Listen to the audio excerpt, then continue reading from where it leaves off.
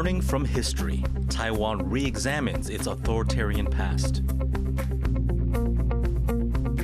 A child molestation scandal prompts child welfare advocates to call for change.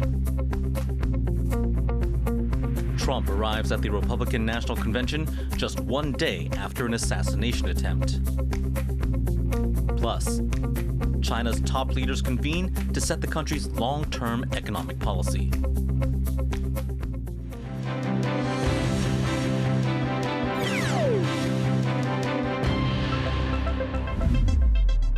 Good evening and welcome to TaiwanPlus News. I'm Eric Gao. Thanks for joining us this evening.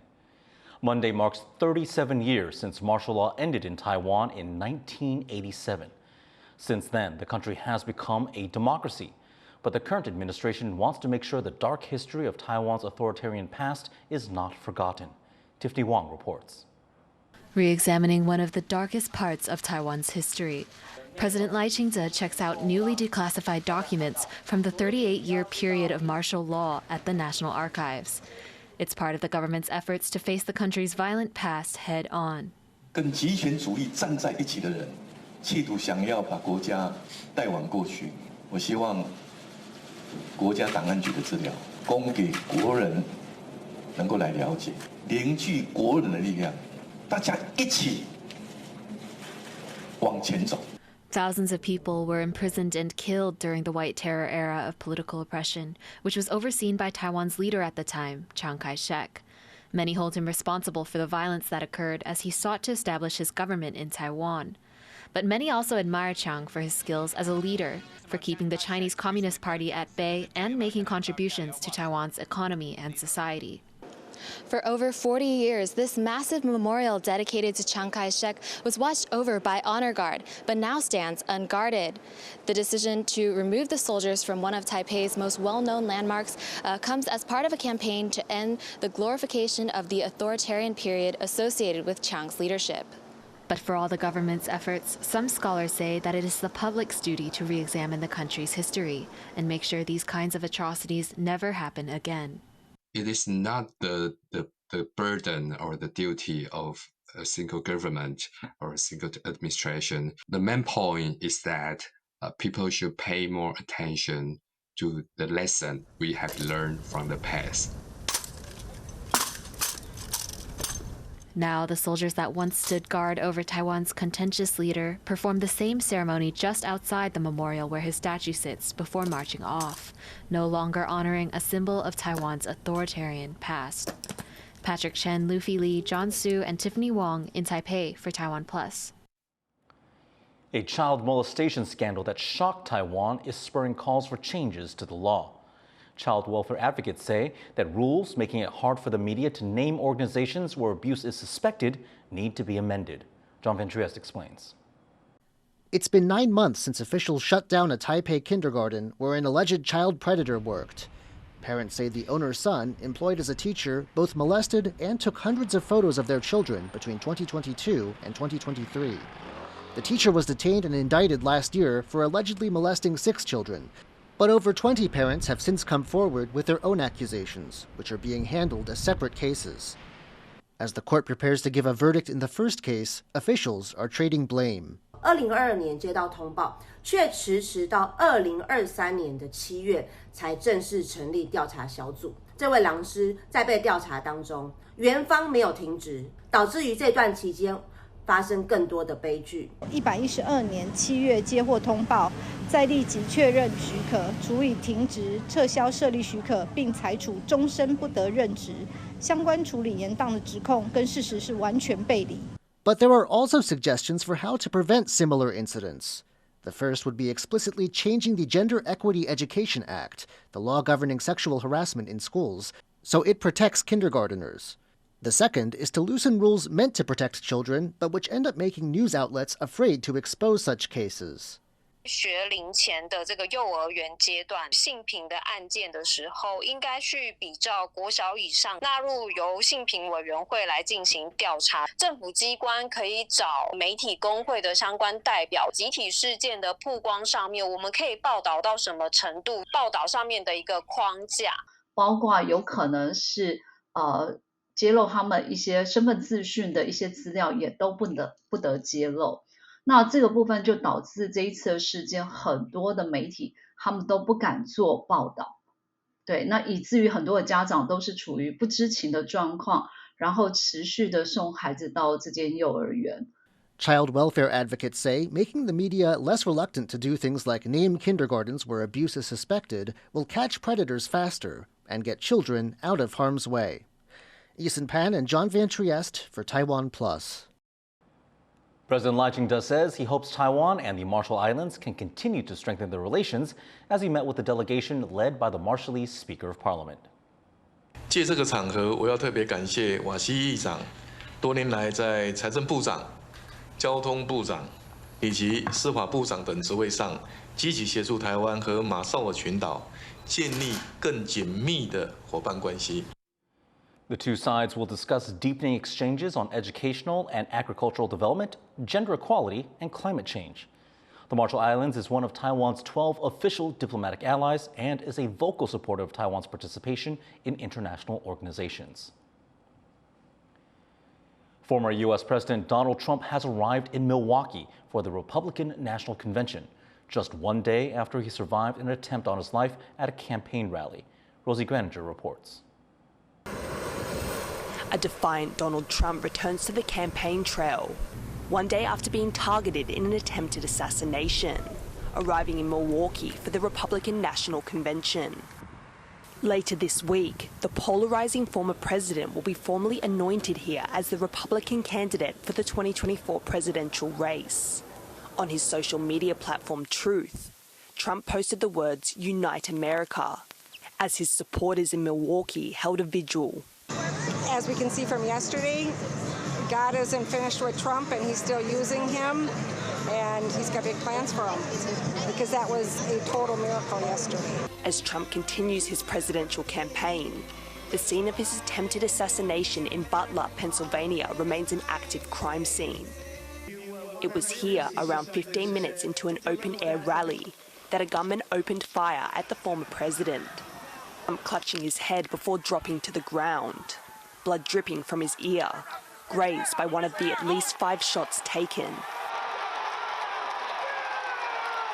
A Trump supporter was killed, and 2 others were critically injured. The shooter, who was on a rooftop near the rally venue, was shot dead by Secret Service agents. He's been identified as 20-year-old Thomas Matthew Crooks.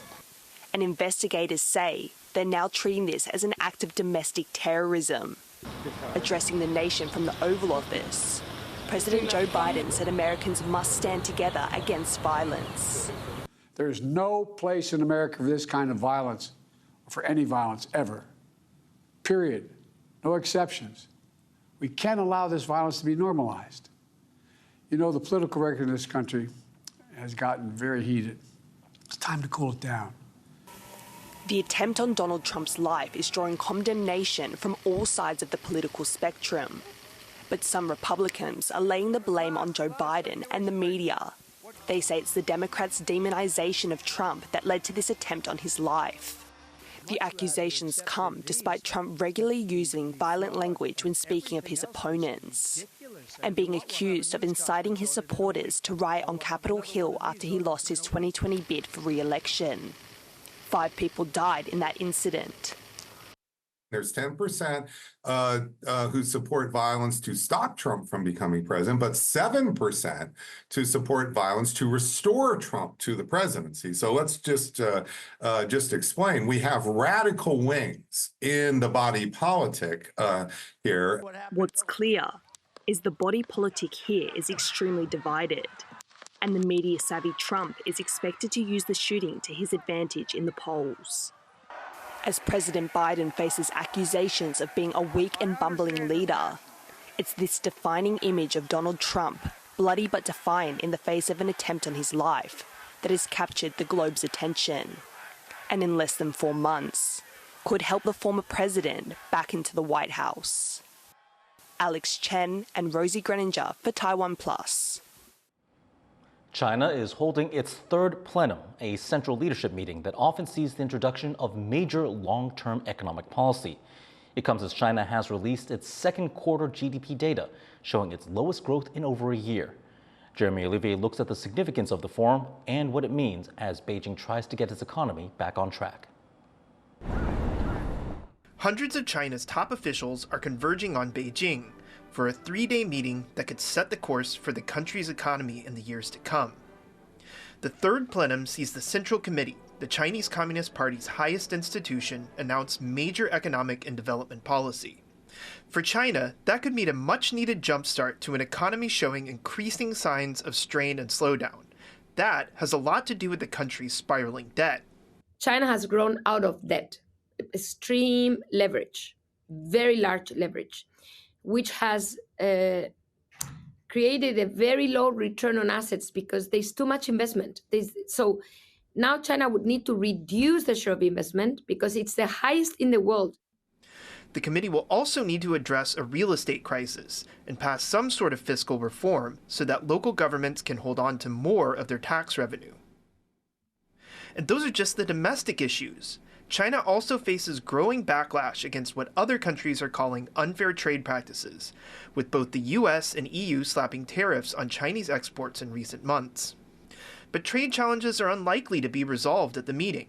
I think that the only way that they'll address it at the plenum is rhetorically by claiming that there is no overcapacity, there are no subsidies, and that exports are perfectly natural, and that the U.S. should get rid of its tariffs. So that's really not going to make a difference. A course correction wouldn't be unprecedented from the Chinese leadership. Past Third Plenums have proved pivotal to China's economy. In 1978, then-leader Deng Xiaoping used the event to announce the reform and opening policy that would set China on the path to becoming the world's second-largest economy. But the country's policy-making system is extremely opaque. The plenum is often seen as a platform for rubber-stamping plans that are already set in stone. And those plans are increasingly guided by one man, Chinese President Xi Jinping. Because of that, there's little confidence among economists and investors that one meeting can fix China's many ills. It's really not going to change anything. And I think that's because their hands are tied. I just don't see a way out of this without structurally reforming the system. I just think that China is going into deep recession and there's nothing to do about that. Most observers expect the plenum to focus on moving the economy from low-level manufacturing to advanced industry. It's also likely there will be nothing concrete on the economy until the party lays out its next 5-year plan in 2025. The next period, the next term for the 5 years of programming on the national economics and the social development will start from 2026 until 2030. So at this time, it's still too early about that. Beyond the economy, personnel changes are also expected at the meeting. That would include an official announcement of the ouster of several high-level officials from the Central Committee. Among them are Qin Gang, the deposed former Foreign Affairs Minister, and ex-Defense Minister Li Shangfu. Both were fired from their jobs last year over alleged misconduct and corruption. With this year's Third Plenum now underway, China's partners and rivals will be watching to see how it chooses to handle a growing number of hurdles that could hurt its aims of becoming the dominant regional power. Joseph Wu and Jeremy Olivier for TaiwanPlus. South Korean President Yoon Suk-yeol has marked the first ever North Korean Defectors Day by vowing to prevent their forced repatriation. 또한 북한을 탈출해 해외에 계신 동포들이 강제로 북송되지 않도록 모든 외교적 노력을 다하겠습니다. Yoon also pledged more support for defectors in South Korea, including help finding housing, jobs, and childcare. He condemned Pyongyang for placing electrified fences, barriers, and mines along their border. Nearly 600 North Korean escapees have disappeared after being deported by China. Human rights groups in Seoul say defectors face imprisonment, torture, sexual violence, and execution. Coming up after the break, we look at how researchers in the UK are using artificial intelligence to predict Alzheimer's.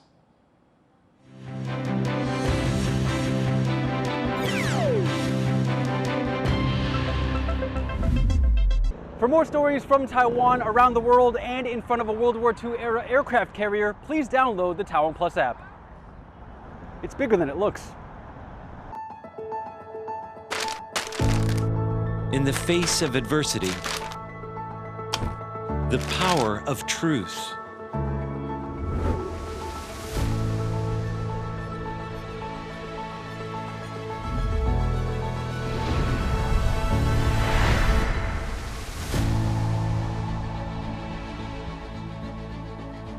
A roadmap for a just and open world. Charted by the freest country in Asia. 5, 4, 3, 2. A warm welcome to TaiwanPlus News. I'm EcoFriendly. Taiwanese semiconductor giant TSMC. Public buses to be electric by 2030. A mission that begins with listening.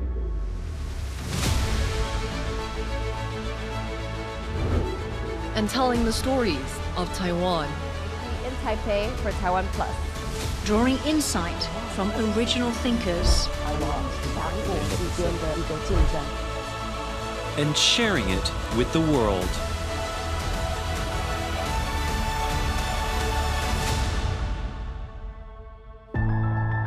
TaiwanPlus News, a voice of freedom in Asia.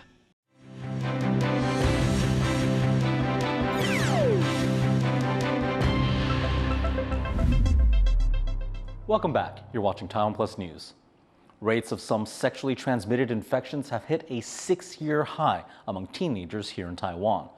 Authorities say increased use of dating apps and social media may be to blame. Wesley Lewis reports. Adolescent STI cases in Taiwan have hit a 6-year high. Health authorities say the lifting of COVID-19 restrictions, paired with the increased use of dating and social media apps, are leading to more risky sexual behavior among teenagers. 年轻族群的一个性行为的一个年龄层下降，很多人在使用交友软体或是一些网络，可以很快速的联系一个彼此，口力的一个疫情趋缓，所以筛检量跟通报量都有增加。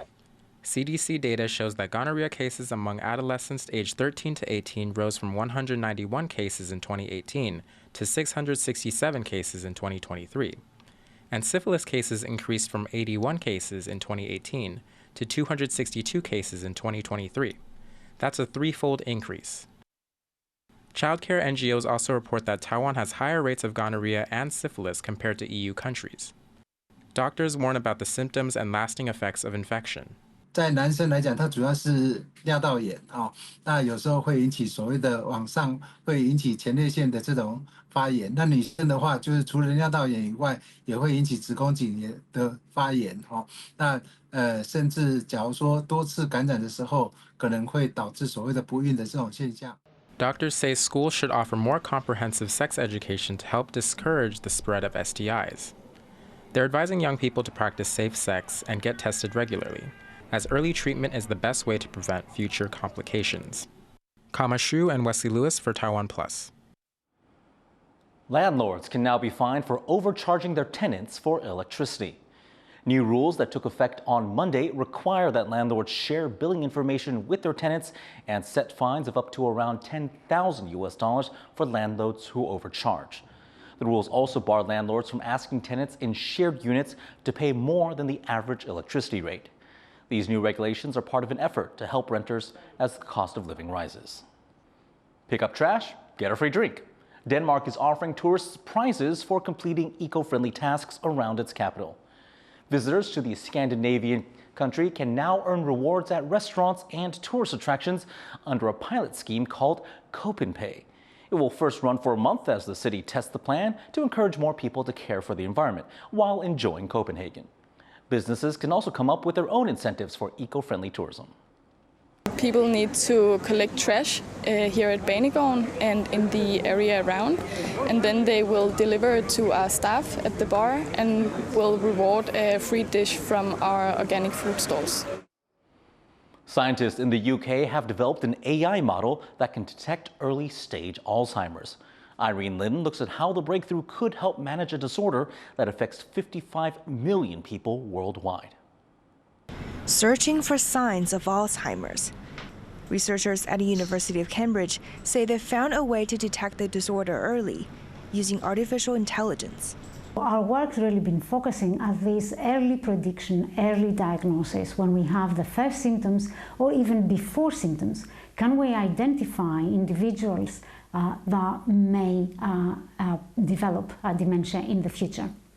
It's an encouraging sign for treating the disease, which typically requires invasive diagnostic tests. Over 55 million people around the world are affected by Alzheimer's, and the disease costs healthcare systems around $820 billion annually. Now, with emerging treatments that reverse or delay Alzheimer's and the help of AI, medical professionals may be able to intervene before symptoms appear and target groups that most need these treatments. So we can train models to learn what is apple, what is orange, who is patient, who is control, healthy aging. So the model can learn this too. We call this type of model supervised because we tell them what is what.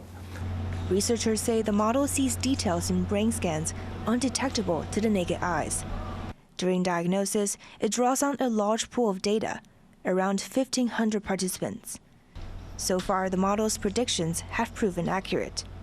In fact, after 4 years and 2 years, these patients who were stratified as progressive progressed to AD, and those patients who were stratified as stable stay healthy for at least 2 years.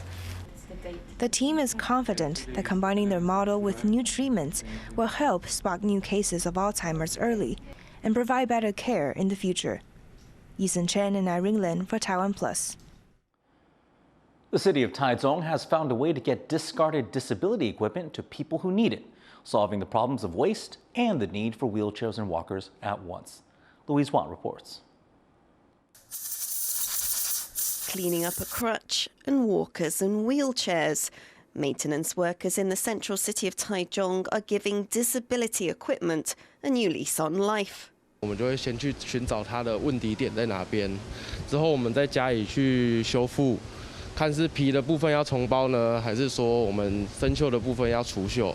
Liao and his colleagues usually spend their time repairing second-hand furniture.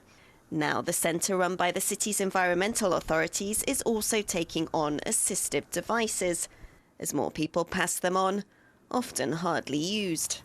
短暂的生病或者是短暂的受伤，那去购买新的辅具，那病好之后呢，那他就是说他会没有需求了，那他就会把它给清洁队去做一个清运回收。 The done-up devices are then sold at reduced rates. People with disabilities can even apply to the city to get them for free. The scheme has already found new homes for dozens of crutches, walkers and beds, prolonging their lives and helping those who depend on them. John Su and Louise Watt for TaiwanPlus. It's the breeding season for birds here in Taiwan. It's also the busy season for local wildlife rescuers who are taking care of abandoned hatchlings.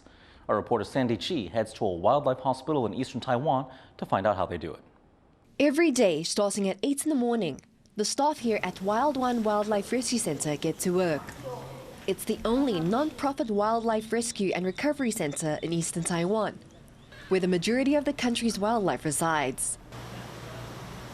The staff cleans up after, checks up on, and feeds the animals here, which are mostly birds right now, as it's currently breeding season.